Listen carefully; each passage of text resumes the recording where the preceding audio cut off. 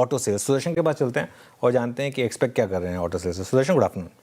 Good afternoon. बुधवार को आपको मार्च का ऑटो सेल्स जो कि होल सेल्स होगा वो स्टार्ट हो जाएगा।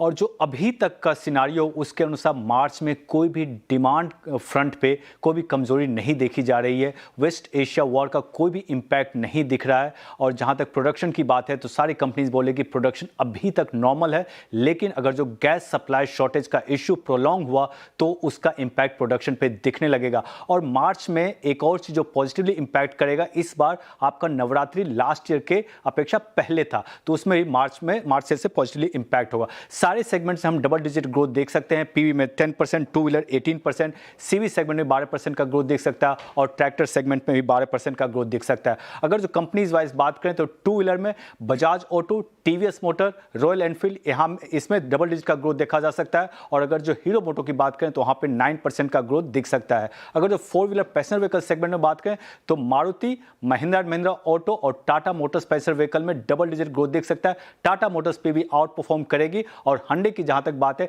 वहां पे फ्लैट ग्रोथ देखने को मिल सकता है। कमर्शियल व्हीकल में भी दोनों टाटा मोटर्स कमर्शियल व्हीकल और अशोक लेलैंड में डबल डिजिट ग्रोथ देखने को मिल सकता है। और ट्रैक्टर सेगमेंट में भी महिंद्रा और ट्रैक्टर सेगमेंट 12% का ग्रोथ दिखा सकता है।